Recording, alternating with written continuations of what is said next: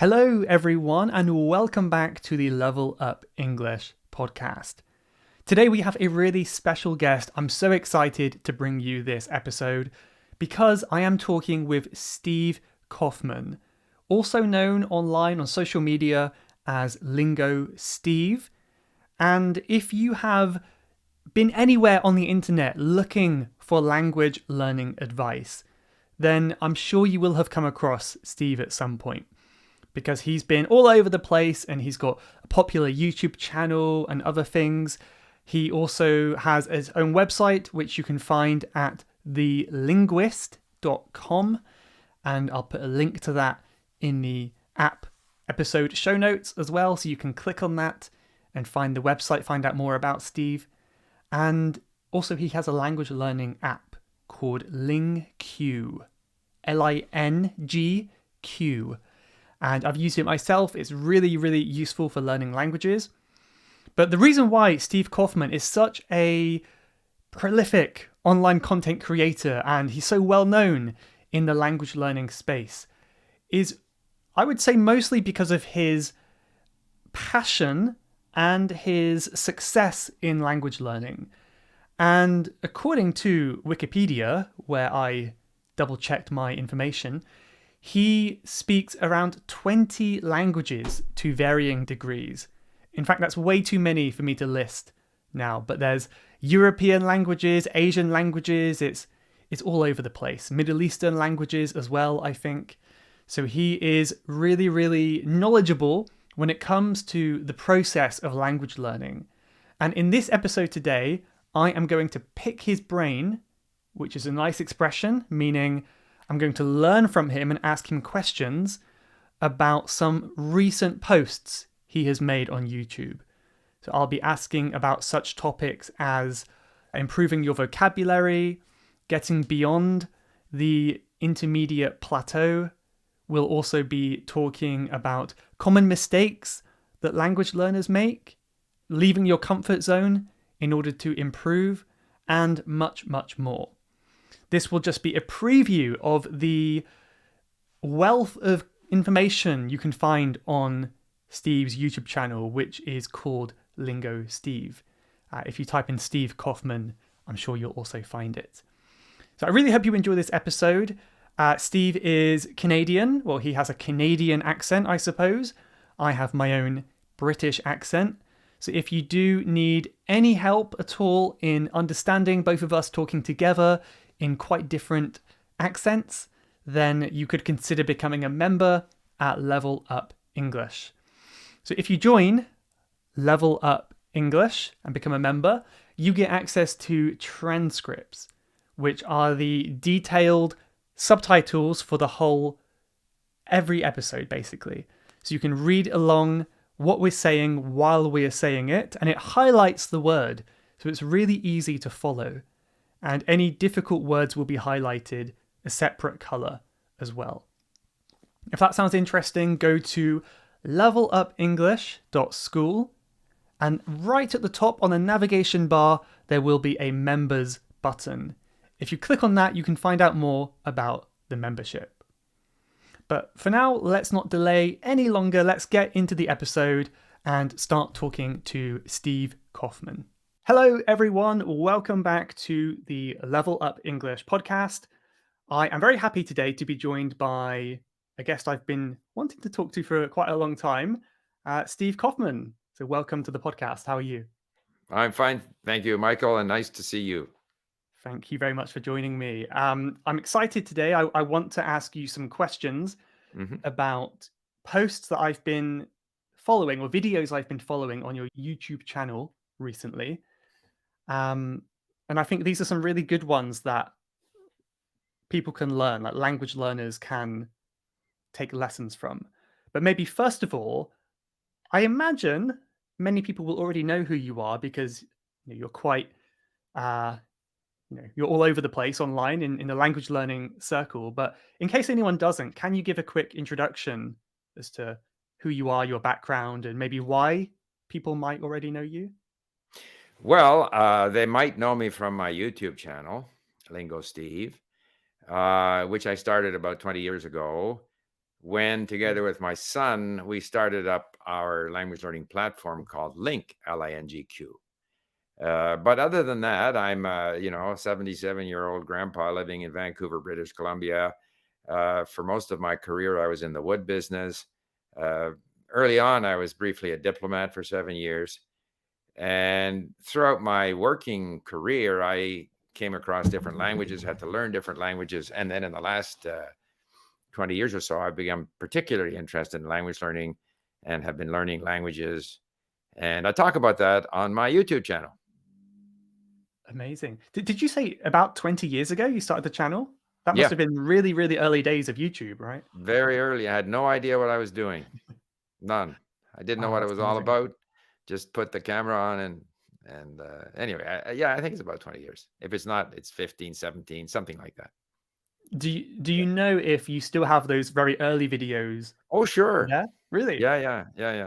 My first video, I just took because I was having to get up and down. So it started out with my chair. I said, "Here is my chair." Then I sat in the chair. Then I got up, and then I wonder what this is all for, and I put it up there. And now I got 760,000 subscribers. So it has grown. So people can see the progress if they really want Yeah, to. right. Wow, And amazing. and on the video, on the channel, like I basically like to encourage people to learn languages and to not be too uptight about it, to try and enjoy the process. I also speak in a variety of languages, and I also have, interviews with other people who are also involved because including you, there are many, many people now in the sort of internet language learning teaching community who are either creating content or providing advice or help. And I think it's a wonderful thing. It used to be that language learning took place in the classroom, whereas now language learning takes place anywhere. Basically, it takes place in our brains. Mhm. That's a good way to put it. Yeah, and it's Hmm. with this new technology, it's becoming easier and easier Absolutely. to Yeah. do. Yeah. Okay, well, nice. Well, we can get right into it if you want to. I imagine that what we talk about now will not exhaust, any of these topics. It won't complete them anywhere close. So, if anyone listening or watching wants to know more, it's Lingo Steve on YouTube, isn't it? That could be Hmm. where to go to find out more. But a recent video you posted was 10 common language learning mistakes. Right. Um, I don't want to go over all 10 now, but I wonder if I forced you to kind of pick one mistake that you see people making a lot that you really want to warn Well, people I off think against, what would there it is a be? common theme, and that is that people are too demanding of themselves. They're a bit Okay. unrealistic. You're going to forget. You're going to make mistakes. You're going to get the same grammatical structure wrong, even after having been corrected. I mean, I see this myself. I have interviews with, or at least lessons with our tutors on Link, and they send me a report. That's our system. I get a report, and everything that I had trouble with, the tutor is supposed to, write a sentence, and then I study that, and I have the same mistake every week, even though she corrects me. I make the same mistake the next week. So that's just realistic. But that's not to say that I will always make that mistake. There will come a point where that structure now becomes natural to me. But it's not because I studied it, because the teacher taught me, corrected me, because I studied the list of words. No, it's gonna on its own, according to its own schedule, it'll start to become a part of you. And Stephen Krashen, who is my great guru, he says that there is a natural order. In fact, people say, depending on your native language. So Mhm. obviously, if you're a native speaker of Japanese, your natural order of learning things in English will be different than, say, a French person, because the French person starts with a different set of habits from their own language. But regardless, it'll vary from native language to native language, but there will be an order, and it doesn't matter what the teacher does. It doesn't matter how hard you try to learn that concept. It's only slowly going to, penetrate your brain. So don't be too demanding, and try to find ways to enjoy it, and don't worry about making mistakes. Those are the Be easy basic. on yourself. Yeah, Yeah, be don't be too easy on hard on yourself. yourself. Yeah. Yeah, I I mean, like that. there are some days when you'll show up somewhere and you're very well dressed and you got your best suit on or your nicest dress or whatever, and some days you're not, but it's still the same you. So don't Hmm. worry about it. Okay, I like that. I like that. A bit of self love there. Not Yeah. I not mean, I just expecting too realized much of yourself. as I'm watching it, actually, when I do my interviews here, I have a better shirt. But I've been wandering around the house with my crummy T-shirt, and I forgot to change. But it's still me, okay? You get me in a T-shirt rather than a nicer shirt. It doesn't matter.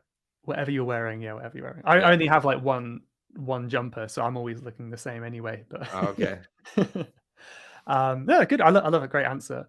Another topic that you spoke about recently, which I am really curious to find out more, is staying curious, like that Right. ability to be curious in a language, which I guess is how I'm guessing it's how you've had so much success getting to learn so Yeah, many I mean, languages.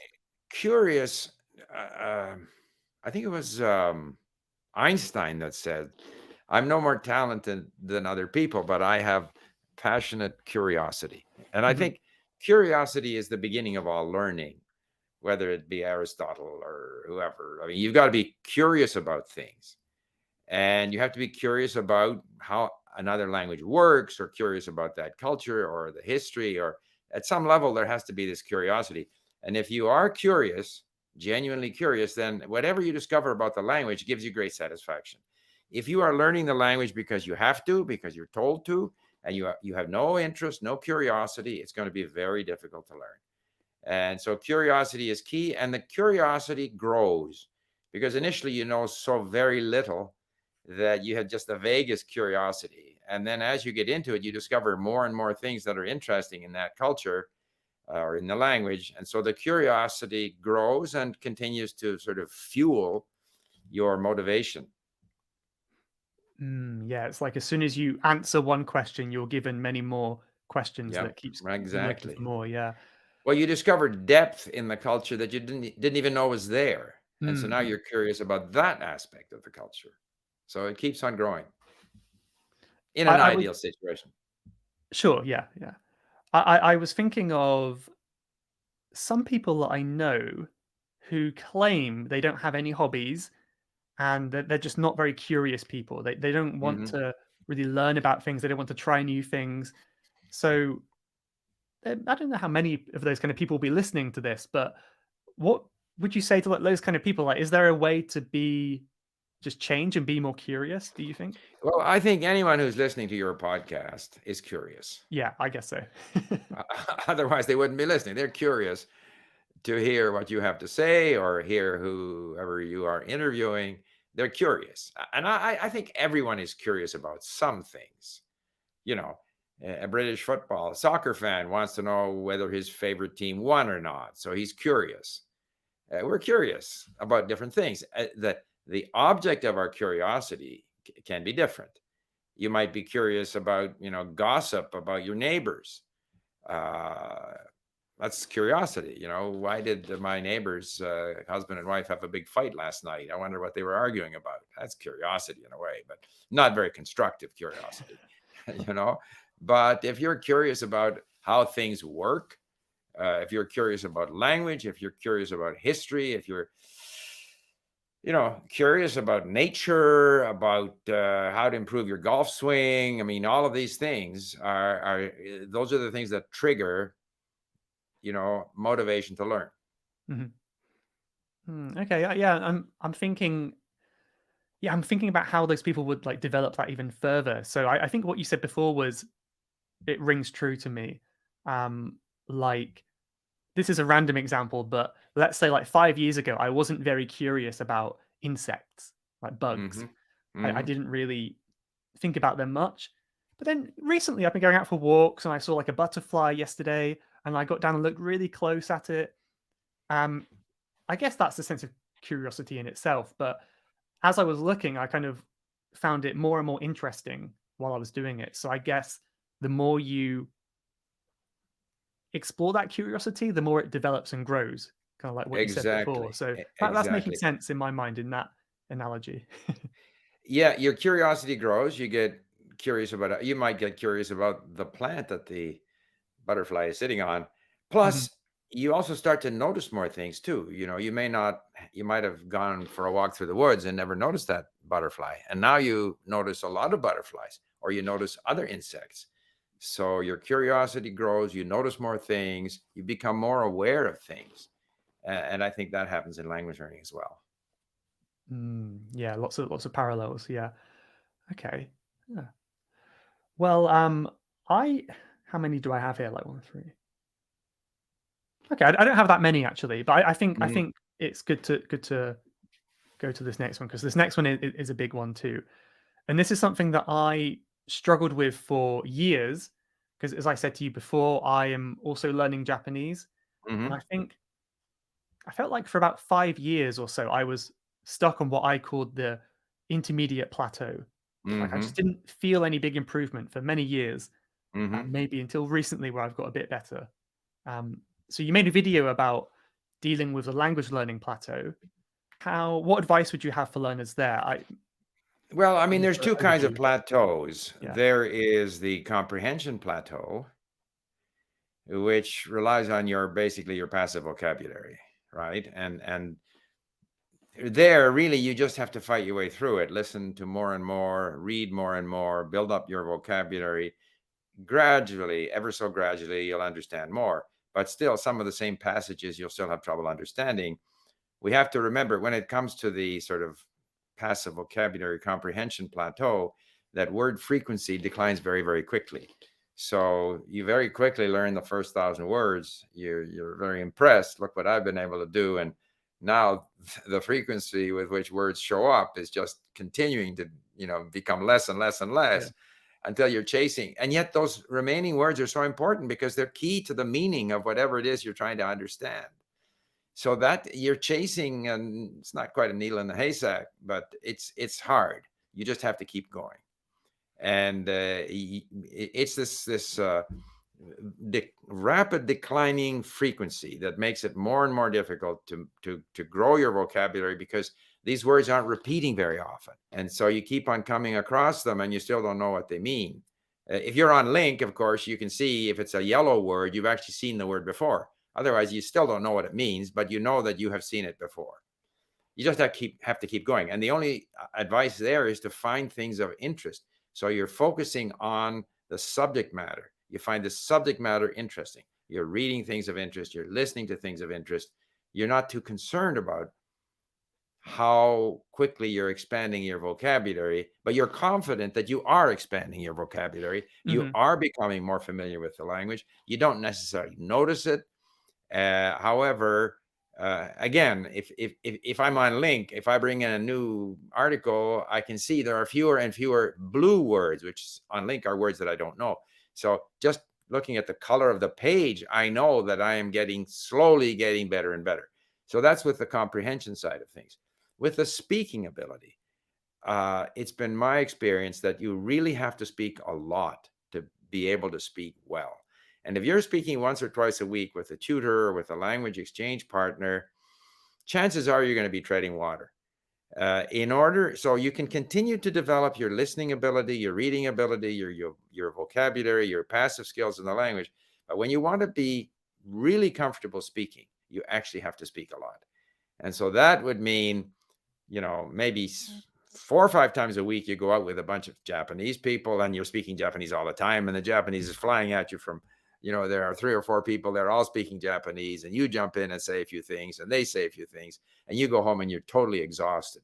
And you Mhm. do that a few times and continue doing it. Or conversely, you go to the country, say Japan or whatever country it might be, and there you actually have a lot of opportunity to use the language. But without that opportunity to use the language a lot, it's very difficult to achieve a noticeable improvement. Some people do it, don't get me wrong. There are people, very skilled language learners, who become, very proficient speakers of the language. But in my experience, I find that it's difficult to do without a lot of speaking opportunity.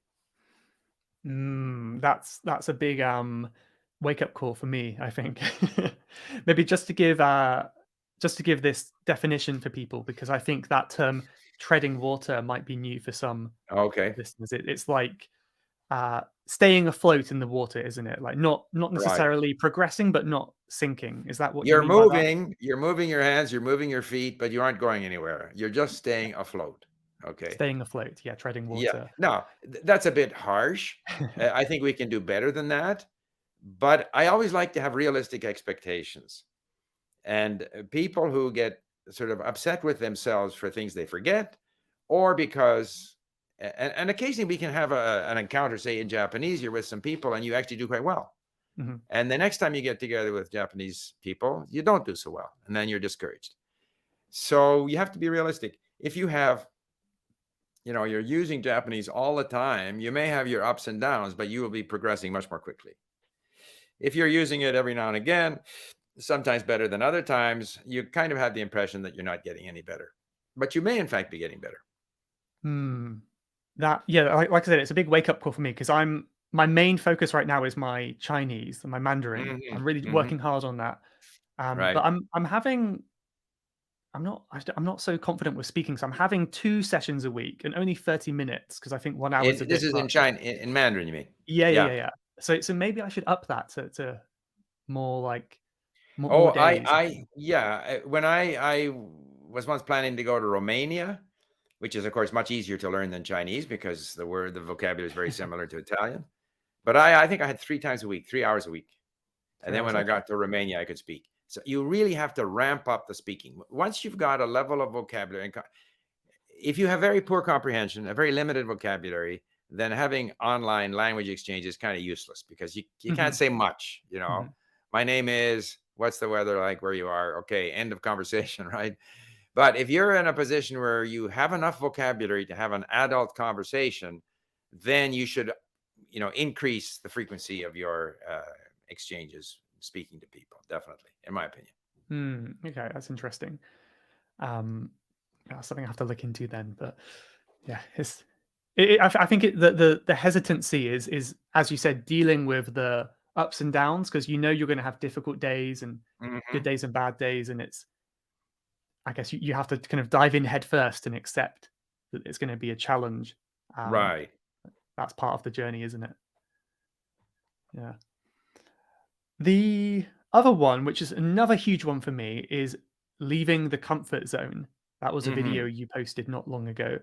Right. Um, yeah, like whether you should leave your comfort zone or not, and it was a bit ambiguous in the title. Hmm. I want to ask you first, would you say that you are introverted or extroverted naturally? Would you align yourself with one of Oh, them? I'm probably extroverted, but I Mhm. don't think that's a condition because I know lots of very proficient polyglots who are introverted. Yeah, sure, sure. And the comfort zone applies not only to speaking, but also to listening. So Okay. some people never leave the sort of learner material. So you could argue that in order to leave your comfort zone in terms of speaking to people, that an introvert might be more reluctant to sort of leave his comfort or her comfort zone in terms of talking to people. Uh, but when it comes to what you choose to listen to and read, you've also got to leave your comfort zone. I mean, you can retreat back into the easy stuff. And again, I think we have these mini stories where there's lots of repetition, and it's kind of like a a training zone. But then you have to go out there and find something more challenging with more unknown words, more difficult to understand. Fight your way through it. Then you get full of scratches and bruises, and you retreat back to the easy stuff to build up your confidence again. But then you Mhm, have to mhm. go back into the more difficult stuff. So you go back and forth. I think I also made the point that when we are in outside the comfort zone, which something I'd found on the internet, call it, say, the learning zone, when you're outside your comfort zone. Because when you're in your comfort zone, and this is the problem very often, say in Japan, where they have these eikaiwa, people sit around speaking English, they're not using very much vocabulary. It's just people talking about things that they're familiar with. And so they're Mhm. not really growing. Very often, if you actually do speak with a native speaker, the native speaker is going to use a wider range of vocabulary. If you speak with other learners, they're going to kind of be covering the same ground. So Oh, again, okay. you're not outside your comfort zone. But there are things you can do that make the learner zone more comfortable. One is have very good comprehension. So if you're, and I think an introvert, but who has very good comprehension, if he's introverted or she, she's going to be apprehensive about speaking to someone that maybe she doesn't know, or she's not comfortable that she'll be able to pull it off. And, she's a little bit intimidated. But if she can understand clearly what the person is saying, then a lot of that intimidation goes away. I think the most intimidating thing is if you can't understand what the person is saying. So to reduce the, basically the fear of being outside your comfort zone, work on your comprehension. That means vocabulary. It means lots of listening and reading on a variety of subjects, so that whatever happens, you may struggle, but you can defend yourself because you know what the person is saying. So I think that's extremely important. Also, in terms of the comfort zone, in terms of your listening and reading material, if you stay in a certain area, like if it's history, and for example, very often nonfiction is easier than fiction. It is, because they use words that we're more familiar with. Fiction, they're describing nature and birds and feelings and stuff like this, and we don't come across that vocabulary quite as often, right? So some of the easiest things to do are translations of self-help books from English. Very easy nonfiction stuff to do in any language. So if you can kind of work your way from the easy, high repetition beginner material into the sort of intermediate, or again, podcasts like your material. We're having a conversation now. The vocabulary necessarily is going to be less demanding than some book, for example. So again, you can sort of phase yourself in, find material that's of interest, but not too difficult, that reduces the stress of being outside your comfort zone in terms of input. But in terms of output, prepare yourself to make sure you understand well. And that'll make the experience of talking to people less stressful. But in either case, you need to push yourself outside your comfort zone in order to grow. Yeah, I've definitely felt that too. I mean, even something like this, like for me, maybe not so much anymore, but going on and doing a podcast like this, it's always been a bit outside my comfort zone. But again, it helps grow the podcast, and that's another example of it. Anything you do outside your comfort zone, I feel like can help grow what you're doing. What was I going to say? I should add one thing. If we're speaking to people, if the circumstances surrounding that exchange with someone is in an environment that you're completely unfamiliar with, you're going to have difficulty. So my comprehension in Russian, I thought, was quite good. I was in a train station in St. Petersburg, lined up to get a ticket to the train, and I said, I'd like to buy a ticket. And she going, blah, blah, blah, blah. And she wasn't very friendly to start with, and I didn't know what to expect. I wasn't able to anticipate what she was going to say, and so I didn't understand her. So it's not enough to have the words and the comprehension. You actually have to experience that. Now I know. I've experienced that once. So putting yourself in difficult situations means that you now have had that experience. And then the next time and the next time, it's going to be easier and easier for you. So there's nothing wrong with having slightly stressful, even traumatic language experiences, because you're building experience that is going to eventually make that easier for you. Well, okay. Well, you mentioned traumatic. I wonder, do you think it's possible to go too far outside your comfort zone? I feel like I have before, but I don't know if it. Yeah, I mean, what's the is a worst bad thing that can happen? I mean, either you simply cannot communicate and you withdraw, or the person switches to English. I mean, there's nothing tremendously bad that can happen. So no, I don't see that. Okay, I guess, yeah, as long as you don't use that as an excuse to give up and just stop learning for a year, then you have to. No, if the only thing would be if you say, I'm fluent in language X, and then the person starts speaking language X and you don't have a clue what they're saying. That's not good. So don't make claims about your language ability that you can't substantiate or sustain, Don't lie on your resume. Yeah. Right. Don't lie on your resume. Okay, well, the last one I want to talk about is another huge topic, and that's increasing vocabulary. So, how do you increase vocabulary? I wanted to ask you, first of all, do you think that listening and reading are equally effective in increasing vocabulary? Well, I think they go hand in hand. Hmm. And I try as much as possible to certainly have a transcript for anything that I'm going to listen to until I am very good in the language.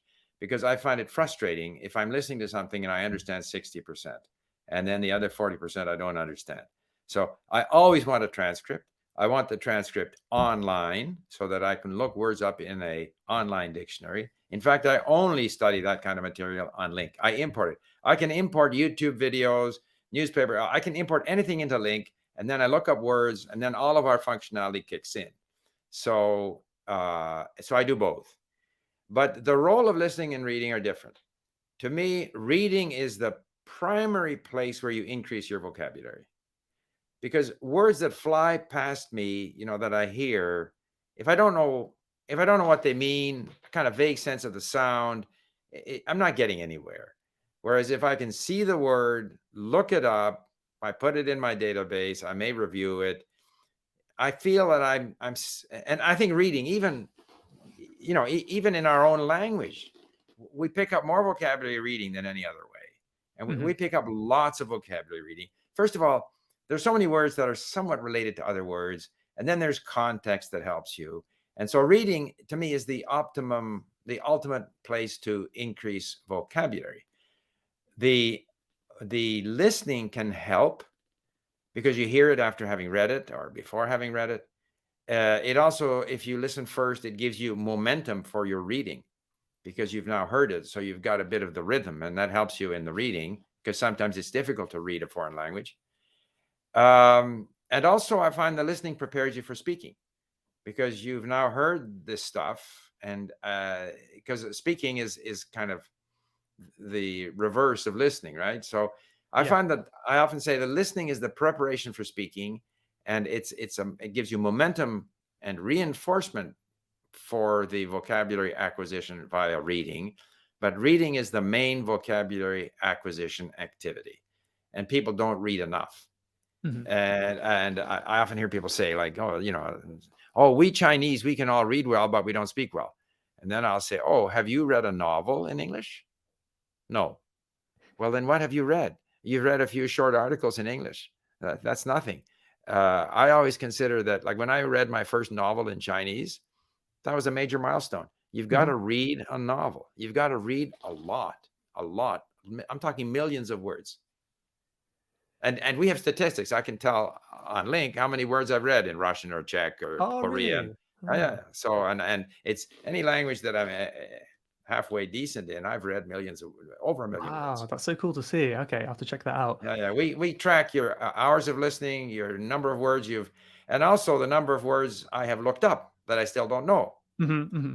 So, I can have 30,000 words in, say, Arabic that I know or think I know. I've probably forgotten by now, but I'll have another 30,000 words that I've looked up, but I don't know them, but I've met them before. Hmm. And if I keep meeting them again, eventually they'll click in. They're in my sort of memory reserve. Yeah. But reading is huge. Reading is huge. Yeah. Yeah. Yeah. Yeah. I like that. From what you said on listening, I suppose if you're listening, maybe when you are listening, you're also kind of filling in the blanks. If there's a conversation, you're thinking about how you would reply, maybe subconsciously as well, and Mhm. that might spill over into your I speaking don't find practice. myself doing that so much. However, if I have read on the subject and I have come across the words, let's say for whatever reason the words are in my memory reserve, then if I hear that word, like I always notice things when I listen. So I might notice a word and that might reinforce that word, Yeah. make me more likely to remember that word. Yeah. So yeah, Yeah. the listening is definitely a major reinforcement, but I kind of feel that the beginning of acquiring words is with reading. Hmm. I've got to look the word up. If I hear it, I don't know what it means. So I've got to look it up. Yeah. My I experience mean, is similar. some words, the context will make it clear, and oh, okay, there's how that word is used. That's fine. But reading it, to my mind, is the big one for Yeah. vocabulary acquisition. Yeah. Yeah. Amazing. Fantastic. That's really nice summary. Well, I really appreciate your time. I know you've been very Oh, I generous enjoyed it. with I it enjoyed it. today. Yeah, great. Me too. And before we go, could you Yep. tell everyone where they can find you online and where to find out more about you? Okay, so I have a YouTube channel called Lingo Steve, Lingosteve. I would recommend you go there, and you'll get a sense of my philosophy of language learning, which some people find useful. You will also find out about lingq.com, which is the language learning platform that I use, that I started with my son some 20 years ago.